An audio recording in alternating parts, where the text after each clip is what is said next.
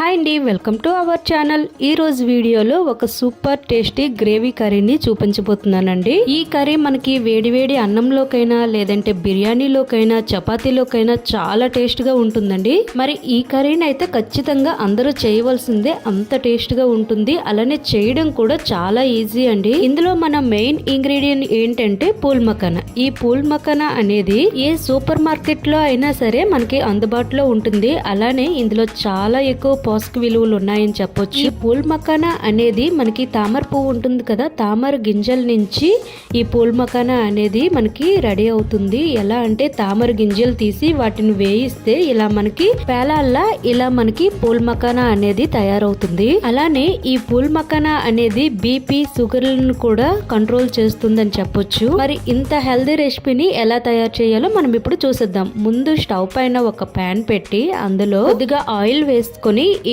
Oil heat ఎక్కిన తర్వాత pool మఖానాని వేసుకొని వేయించుకోవాలి.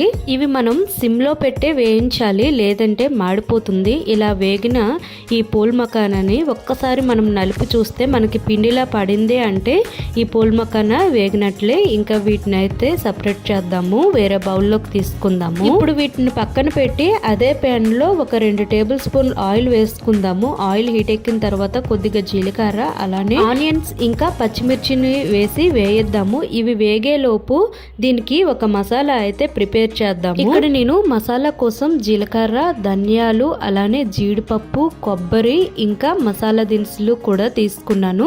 వీటిని అయితే ఒక మిక్సీ బౌల్లో వేసి ఫస్ట్ మనము వీటిని నలిగేలా మిక్సీ అయితే వేసుకుందాము. మనకి ఆనియన్స్ త్వరగా వేగాలంటే ఇప్పుడు ఇందులో టేస్ట్ తగినంత సాల్ట్ ని కూడా ఇప్పుడే వేసి ఇంకొకసారి కలుపుకుందాము. ఇలా మిక్సీలో వేసుకునే ఈ మసాలా దినుసుల్లో 1 కప్పు టమాటా ముక్కలను అయితే యాడ్ చేస్తున్నాను. ఇక్కడ నేనైతే 3 టమాటాలను కట్ చేసి పెట్టుకున్నాను.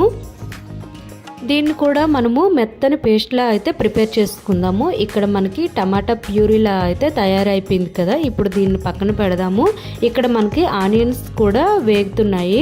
ఇప్పుడు ఇందులో 1 టేబుల్ స్పూన్ అల్లం వెల్లుల్లి పేస్ట్ వేసుకొని అల్లం వెల్లుల్లి పేస్ట్ పచ్చివాసన పోయినంత వరకు వేయిద్దాము. అలానే ఇందులో 2 రెమ్మల కరివేపాకును కూడా వేసుకుందాము. 1/2 టేబుల్ స్పూన్ పసుపును వేసి ఇంకొకసారి కలుపుకుందాము. ఒక 5 మినిట్స్ తర్వాత చూస్తే మనకి ఇక్కడ మొత్తం కూడా వేగింది కదా. ఇప్పుడు ఇందులో మనం ముందుగా ప్రిపేర్ చేసుకున్న మసాలా పేస్ట్ ఉంటుంది కదా, ఆ మసాలా పేస్ట్ అయితే ఇందులో యాడ్ చేసుకుందాము.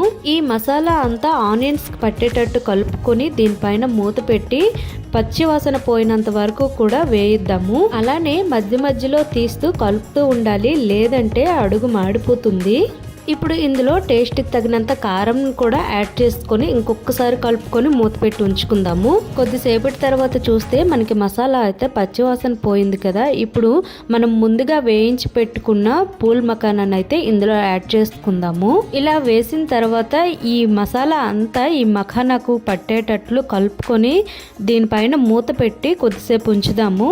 కొద్దిసేపటి తర్వాత చూస్తే మనకి ఇలా వచ్చింది కదా. ఇప్పుడు ఇంకొకసారి కలుపుకుందాము. ఇలా కలుపుకున్న తర్వాత ఇందులో కొన్ని వాటర్ వేసి మళ్ళీ ఇంకొకసారి కలుపుకొని దీనిపైన మూత పెట్టి ఉడకనిద్దాము. ఇలా మూత పెట్టి ఉడకనివ్వడం వలన ఏమవుతుందంటే ఆ మఖానా గింజలన్నవి ఈ వాటర్ మొత్తాన్ని కూడా పీల్చేస్తుంది. ఒక 5 మినిట్స్ తర్వాత చూస్తే మనకైతే ఇదిగోండి ఇలా వచ్చింది కదా గ్రేవీగా. ఇప్పుడు ఒకసారి కలుపుకొని టేస్ట్ చూద్దాము. ఏమైనా చాలకపోతే ఇంకొంచెం సాల్ట్ అయినా సరే కారం అయినా సరే వేసుకుందాము.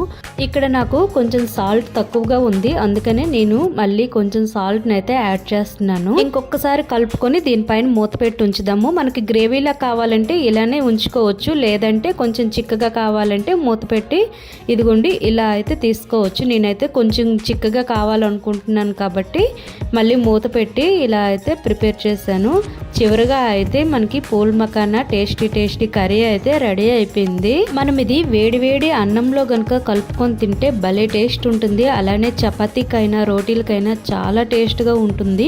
మరి ఇంత టేస్టీ హెల్దీ కర్రీని మీరు కూడా ఒకసారి ట్రై చేసి చూడండి. ఎలా వచ్చిందో కామెంట్ బాక్స్లో నాకు కామెంట్ చేయడం మాత్రం మర్చిపోవద్దు. ఈ వీడియో అయితే మీ అందరికీ కూడా నచ్చిందనే అనుకుంటున్నాను. నచ్చితే లైక్ చేయండి, షేర్ చేయండి, సబ్స్క్రైబ్ చేయడం మాత్రం మర్చిపోవద్దు. మరికొన్ని వీడియోలతో మళ్ళీ కలుద్దాం. Thank you for watching.